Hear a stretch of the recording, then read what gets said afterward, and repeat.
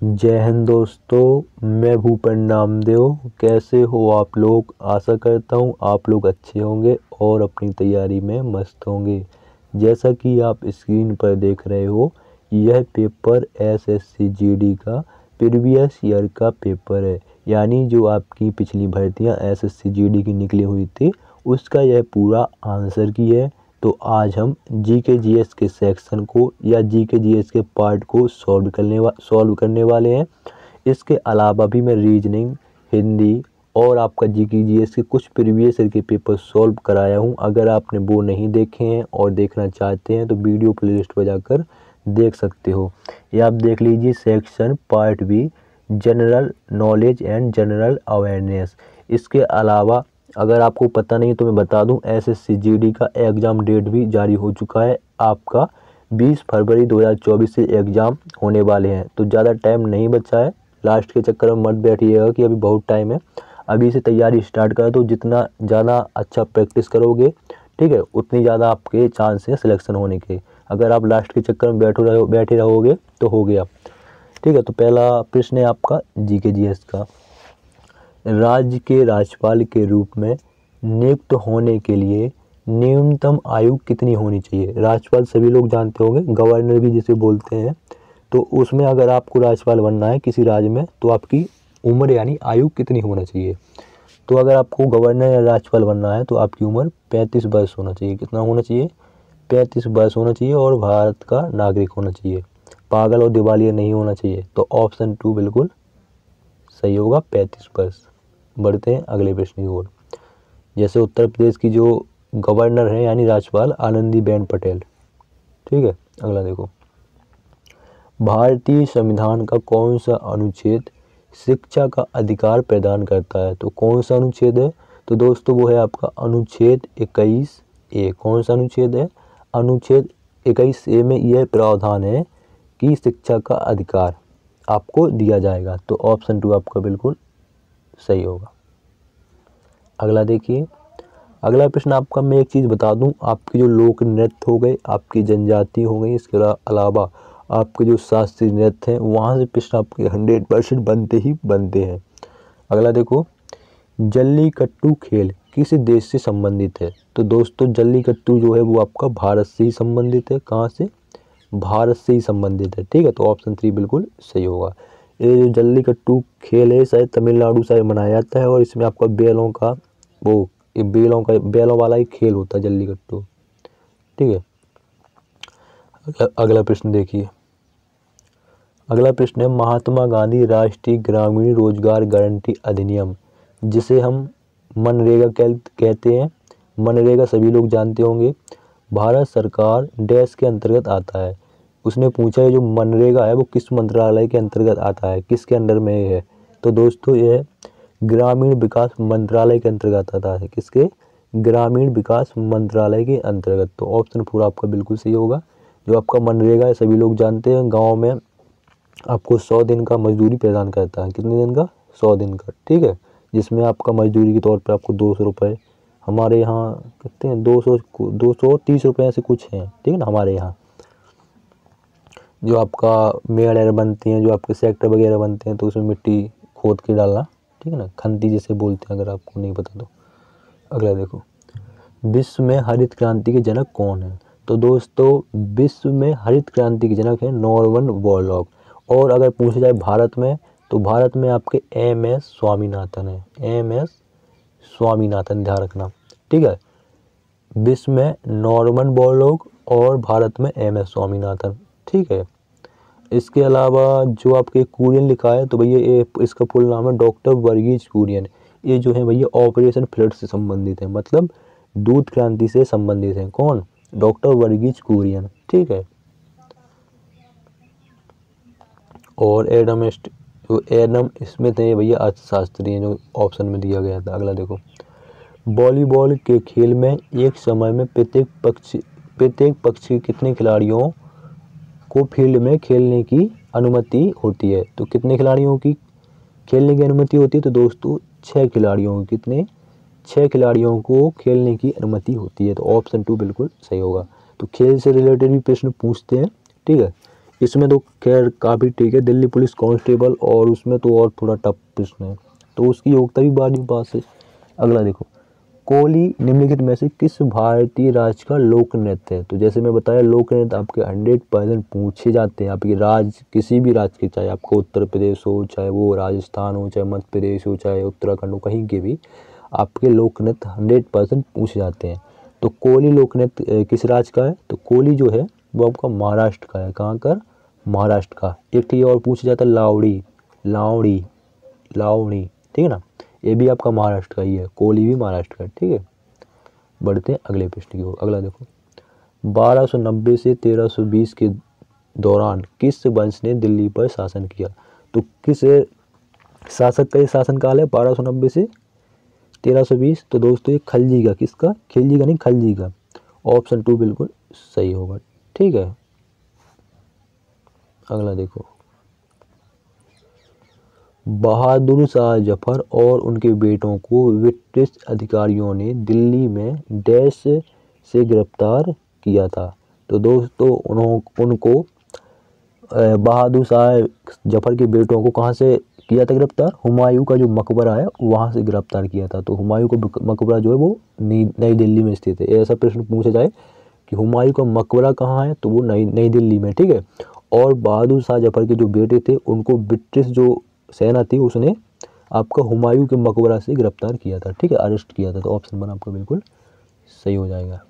अगला देखो, भारत के किस केंद्रीय मंत्री ने नवंबर 2022 में सबसे बड़े दक्षिण एशियाई फिल्म मार्केट फिल्म बाजार का उद्घाटन किया? तो कौन है वो भैया? वो है अनुराग सिंह ठाकुर। एक क्या है? एक खेल मंत्री है। क्या है? खेल मंत्री है, ठीक है, अभी भी वर्तमान में अनुराग सिंह ठाकुर। तो ऑप्शन 4 बिल्कुल सही होगा। अगला देखो, किसने स्वतंत्रता पूर्व भारत में गरीबी रेखा की अवधारणा प्रस्तुत की? तो किसने? वो है आपके दादा भाई नौरोजी ने। किसने? दादा भाई नौरोजी ने। और इनको जो दादा भाई नौरोजी को पाकिस्तान का जो सर्वोच्च पुरस्कार है, कौन सा? पाकिस्तानी तकदीर ऐसे कुछ नाम का है, वो इनको दिया गया है, ठीक है।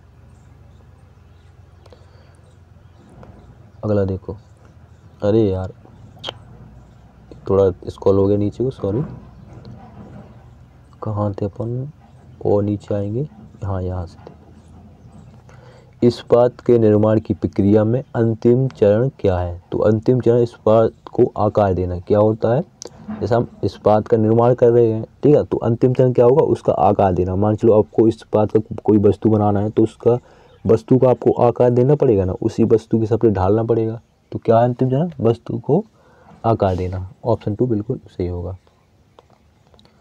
अगला देखो, स्त्रीकरण में प्रजातियों का वितरण कैसे किया जाता है? तो स्त्रीकरण में प्रजातियों का वितरण ऊर्ध्वरता, कैसे?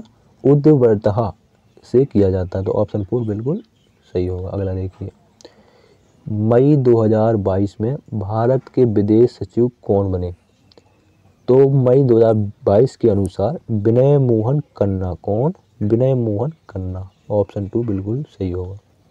अगला देखिए, डैश को संगीत नाटक अकादमी फेलो अकादमी रत्न से सम्मानित किया गया? तो किसको भैया?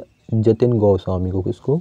जतिन गोस्वामी। तो ऑप्शन 2 बिल्कुल सही होगा। अगला देखो, निम्नलिखित में से किस तत्व की परमाणु संख्या 12 है? तो किस तत्व की भैया? मैग्नीशियम की। इसकी मैग्नीशियम की जो परमाणु संख्या है वो 12 है, ठीक है। तो ऐसे प्रश्न भी पूछ लेते हैं। आपका मेडलिप की आसानी से प्रश्न था, ठीक है, क्योंकि हाई सुपास का आपका एग्जाम है, पूछते हैं अधिकतर।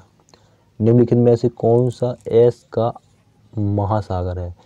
तो एस आकार का जो महासागर है वो है अटलांटिक महासागर। कौन सा?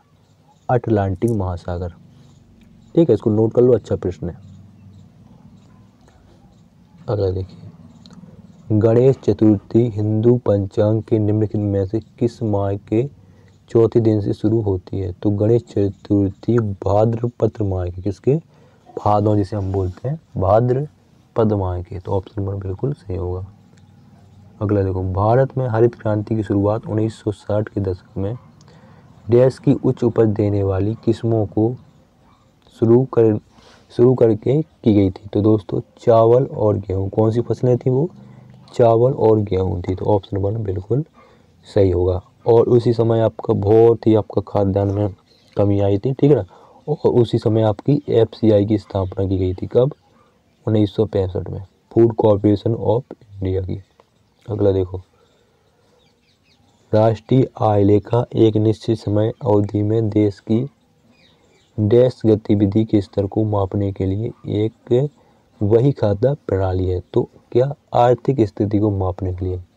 कौन सी? आर्थिक स्थिति को मापने के लिए। तो ऑप्शन 3 बिल्कुल सही होगा। तो ये थे दोस्तों आपके GS के प्रश्न। आगे आपका मैथ का सेक्शन स्टार्ट हो जाता है, ये आप देख सकते हो, ठीक है। तो वीडियो कैसा लगा कमेंट बॉक्स में ज़रूर बताएं। इसके अलावा ये आप देख सकते हो, ये आपके मैथ के प्रश्न है, ठीक है। तो जैसे देखो, अगर ऐसे प्रश्न आए तो ऐसे प्रश्न रीजनिंग में भी आपने देखे होंगे, ठीक है। तो इनको कैसे सॉल्व करते हैं? तो सबसे 5 रुपये पहले ऑप्शन हम चेक करेंगे। तो सबसे पहले हम भाग सॉल्व करेंगे, फिर गुणा, फिर प्लस और फिर माइनस। अगर बराबर में 25 आए तो ये सही है, लेकिन बराबर में से 25 नहीं आ रहा होगा, इसलिए गलत हो गया। और जैसे ऑप्शन 4 है, तो ऑप्शन 4 में अब इसने 9 का भाग दिया होगा, ठीक है। 9 7 63, 7 बार गया, ठीक है। 7 बार, फिर गुणा भी है, तो 9 का गुणा करेगा, 9 8 72, ठीक है। 72 में 7 जोड़ेगा, 72 में 7 जोड़ेगा तो 79 हो जाएगा, ठीक है। 79 के बाद फिर अब प्लस करेगा, 79 तो आ जाएगा आपका 88, ठीक है। अगला देखो, दो संख्याओं का महत्तम 14। तो ये लासा वाला प्रश्न है। ये अंकित मूल वाला आपका 100% पूछा जाता है, ठीक है। विक्रय मूल ज्ञात कीजिए। तो जैसे 2000 है, 20% दो क्रमागत छूट देता है। तो अगर 20% देता 80 लिख लो, 90 लिख लो, 9 8 72, 72 दूनी, ये तो कोई ज़्यादा हो जाएगा ना, बहुत ज़्यादा हो जाएगा यार, ऐसा नहीं होगा ये। 2020/100 गुणे 10/100। कहीं वहाँ भी तो 100 नहीं किया था मैंने, नहीं, 1 2 3 1 4, तो ए भी नहीं, रुक जाओ, अब हो जाएगा। 20 से 2000 है, ठीक है। 20 से 80/100 गुणे 90/100, क्योंकि 10% छूट दी है उसने। अब काटो 1 2, ठीक है। 1 2 से हम इसको निपटाएंगे, 8 9 72, ठीक है। 8 9 72 गुणे 20, तो दूनी हो जाएगा 4, और 2 सत्ते हो जाएगा 14, तो भैया 1440 आ जाएगा, ठीक है। ये आपका चाल दूरी वाला है। ये ऐसे प्रश्न नहीं बनते भैया हम पर, ऐसे प्रश्नों से हाथ जोड़ते हम, होते हैं सूत्र वाले, नहीं बनते, लेकिन ठीक है। कार्य समय वाला करना तो पड़ेगा।